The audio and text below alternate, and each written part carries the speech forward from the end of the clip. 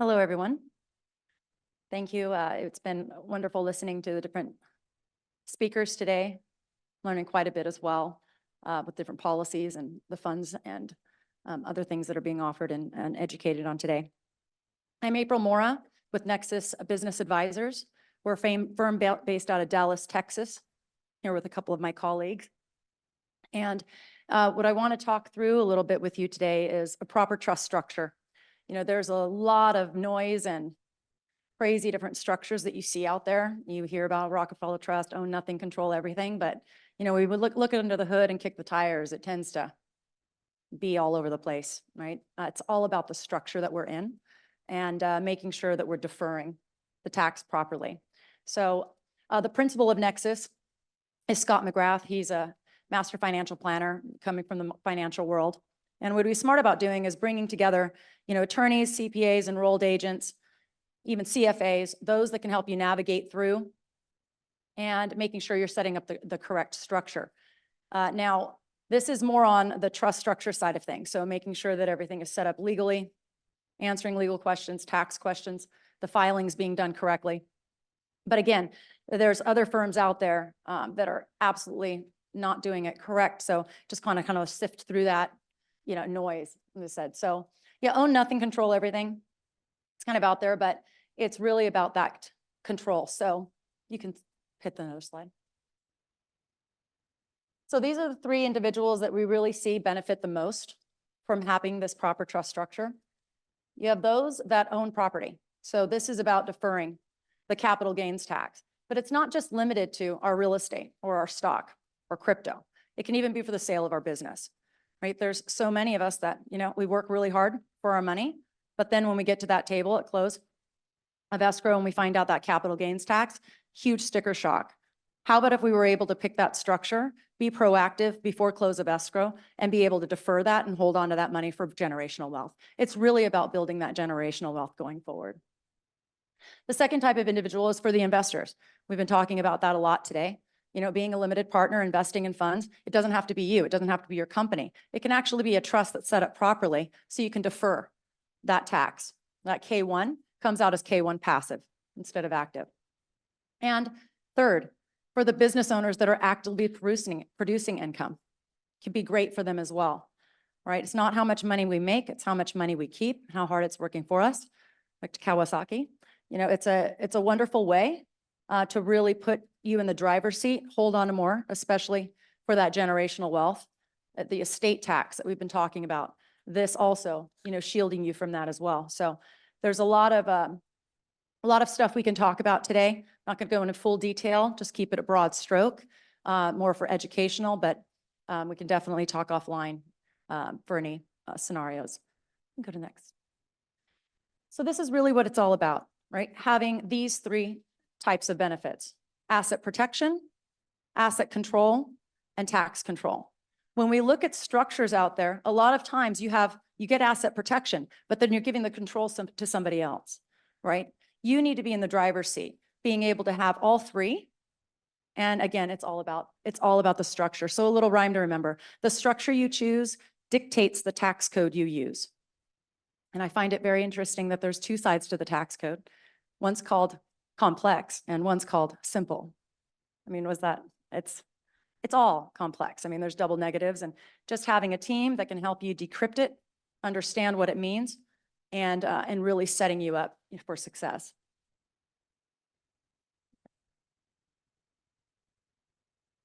So there's 8 essential components. I'm not going to go through these in too much detail. We do have an executive summary that I can send to Marty for dissemination to the group that lists more of the glossary terms.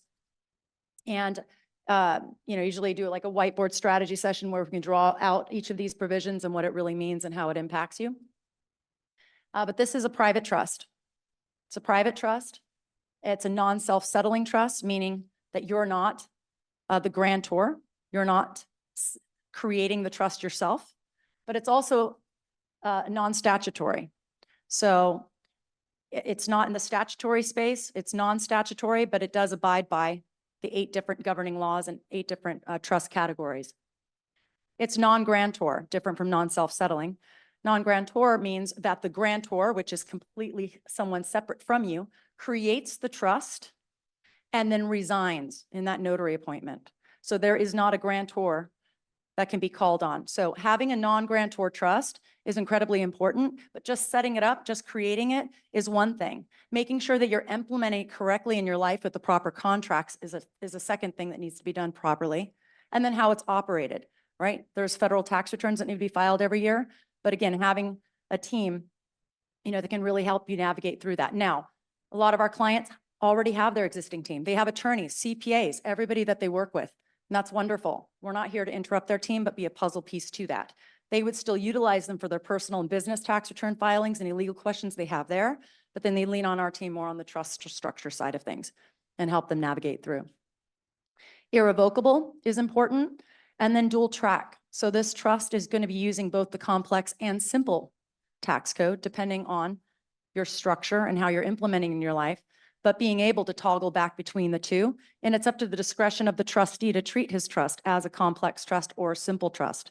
And I'll show you just a little schematic later about kind of what's the reason and, purpose behind that. But having a dual track. Now, this is a non-statutory trust. That means that we're able to use both sides of the tax code, right? Simple tax codes or statutory trusts use the simple tax code, which means you're required to distribute. That's why you get taxed every year, right? On a lot of these trust structures. What we're talking about is a non-statutory trust that allows you to either use the simple tax code, which requires distribution, or the complex side, which allows you to grow and grow your wealth and continue to defer. In some cases for generations, but it's completely up to you on the deferral. And then finally, the spendthrift provision, meaning no judge or court may issue a turnover order on the assets of these trusts. If they have been legally sold to the trust prior to knowledge of any lawsuits, those assets cannot be part of the lawsuit. Again, going back to the own nothing, control everything. All right, when you own something, it can be taken from you. So what this trust is going to do with those three, the asset protection, asset control, and tax control, it's really about making sure that you are shielded from lawsuits and shielded from taxation, right? Those are the two penalties that we face when we own things ourselves, right? So it won't spend too much time. I'm sure everybody here knows the difference between active and passive.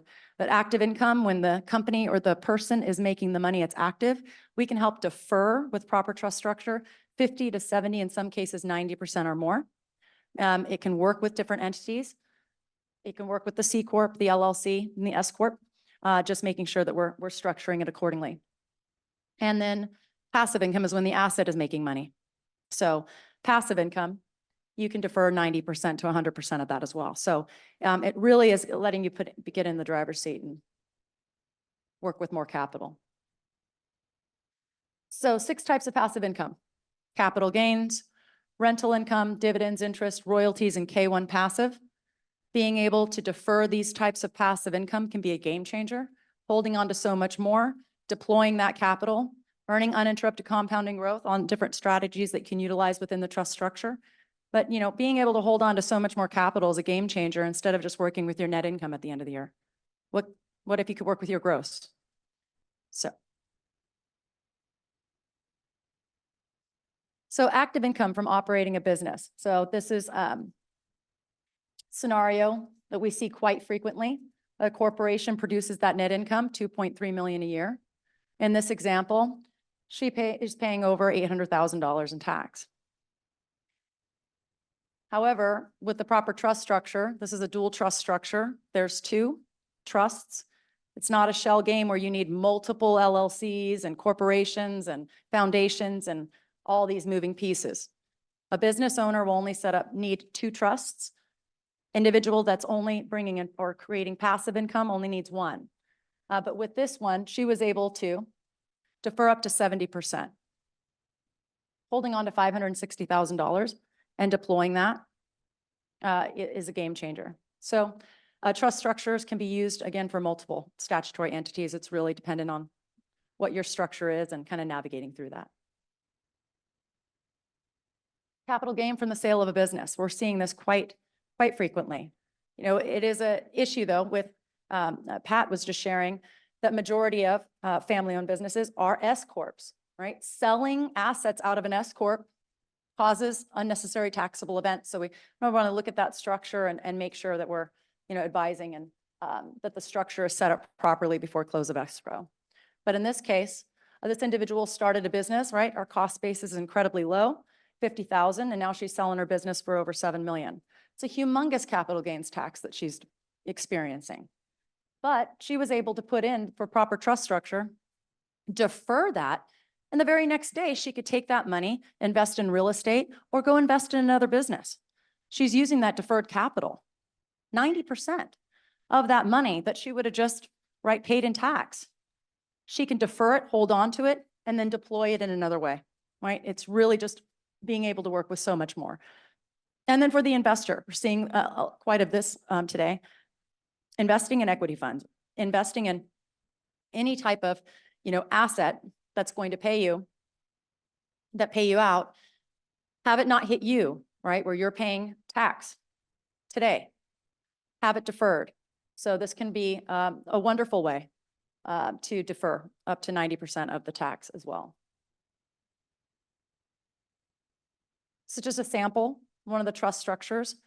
Now, what I appreciate about working with Nexxess is, I'm more of the strategist on the front line. I'll draw the pictures out, kind of showing different variables, looking at the structure that you're currently in. But nothing gets implemented until you've actually had a tax strategy session with one of our enrolled agents. So you get those tax questions answered, or maybe you have some legal questions you need to ask the attorney of how this trust structure works. So again, it's all about how it's created, right? Making sure it has the proper provisions, but how is it implemented in your life? There needs to be a contract in place to legitimately move money or assets from one entity to the other. In this case, this is a business owner operating an LLC, taxed as an LLC.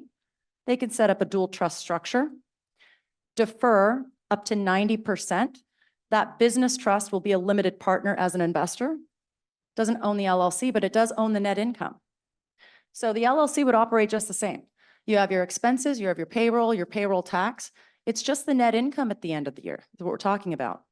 That's what you get taxed on. So what if there was a strategy and a structure that could be implemented properly and help you defer up to 90% of that? The top trust is using the simple tax code. Remember, we're talking about simple and complex, the dual track. By design, the business trust is the one that's allowed to bring in active income. If you bring in active income to a structure, it must use the simple tax code, which requires distribution, right? You cannot just take active income and throw it into the bottom trust. And that's what we're finding a lot of trust structures out there about having to unwind them and just recreate them properly. So active income comes into the business trust. It gets distributed. The bottom trust is the one that's going to hold all of your assets and all your passive income that those assets produce. Your real estate, your stock accounts, your equity funds, anything that produces those capital gains, rental, dividends, interest, royalties, and K1 passive. You're able to defer it down. This declaration of extraordinary dividend is a key element. You must declare as an extraordinary dividend. CPA will make sure on your beneficial trust tax return that the money that exits, right, gets distributed, comes into the beneficial trust, is declared as an extraordinary dividend. So tax code 643, and this will be in the executive summary that we disseminate later. It reads that extraordinary dividends are capital stock dividends if allocated to corpus, which is a Latin word for body for your trust, is excluded from being considered income. So if you can exclude it from being considered income today, and you have that money being able to deploy tomorrow in other investments that you hold, again, it's just building that wealth, but it's all about the structure that you're in.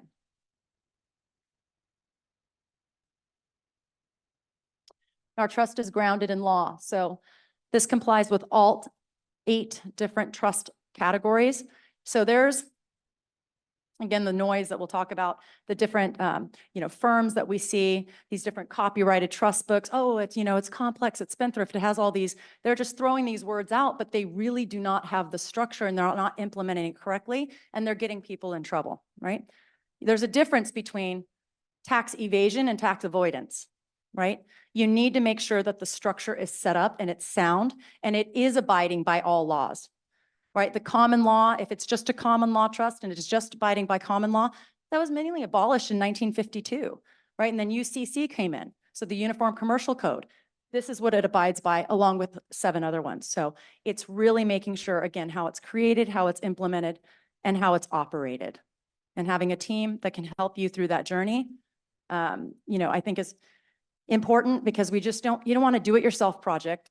That's for darn sure, right? You work hard for your money, and we make sure to help you through that. So I'll open it up for Q&A, any questions that you have. And this is my link here. So we can meet on Calendly. We can chat for a little bit, answer any questions you may have. If you have any legal or tax questions, can always set you up with an enrolled agent or, legal counsel. Just ask your questions, kick the tire, look under the hood, and get your questions answered. What are the best states to have trusts in? Best states, good question. This is a non-statutory trust, so it is across state lines. So it's federally chartered. So it does not matter the specific state for this type of trust. It's not, our attorneys are in Texas, but we have clients in Delaware, New York, anywhere and everywhere. So it doesn't matter if it's Delaware and Nevada. It does not matter. And this can hold both South domestic Dakota? and foreign assets on the federal side. So I guess one of the things I always heard, because we've had lots of trust companies present to our group, was that when it comes to marriage and divorce, that 50% of all prenuptial agreements are challenged in court, but less than 2% of trusts are. Yes. Do you have any observations on that, or? Yeah, so trusts are usually not challenged in court if they're structured and set up right. Prenups, the interesting little thing, this is a prenup without having a prenup. So just getting yourself structured and set up, but you're correct. The trust, has only been 375 cases heard in a trust court. And of those 375, we found that 100% of those were revocable grantor trusts, where you can hop in and hop out whenever you feel deemed. A lot of the trust tax schemes are used and utilized. So it's important that we have those provisions. And with looking at the history of the trusts that have been evaluated in court, none of them were with ours. Now, interesting, Marty, you bring up more on when things are challenged. Audits. So there's been 18,000 trust tax returns that have been filed from our CPAs that we utilize that have been doing this trust structure for over 3 decades. And there's only been a history of 3 audits. The most recent one was in 2021. And in all 3 instances, got the no change letter from the IRS. And it was specifically that dual trust structure that I showed you with a statutory entity and dual trust structure. So we really feel that that's the position of the IRS, because you do see this IRS memo floating around, this open email floating around, complex, spendthrift, type of trust. But what they're looking at is there's promoters, bad actors, and I find that in any industry. It's a little gray, right? You're going to find them, but you have to sift through it and reading between the lines, looking at every single word. They have reviewed marketing material from that firm, but they did not want to talk through anything that had to do with contracts and extraordinary dividends, which is exactly where our structure shines and making sure that everything is done right. So when you see that IRS memo, it's not the trust not our trust, and our attorney is issuing a 14-page response that will be ready by Friday as well. So anybody that would like to see that response, please, book with me, and I'll make sure to, get that information over to you. How big is your firm? Our firm, Dallas, Texas, has about 25, individuals that are working there on the client service side of things. Our CPA firms are separate, right? They have their own because they're using the trust structure themselves. They don't like to be W-2, on that side. So we have 5 CPA firms that we work with, and we have 2 attorney firms that we work with, right now. Do you white label the product to the CPA firms? No, this is a copyrighted trust book, but, our CPA firms, anybody are great, strategic partners, our M&A partners, financial advisors.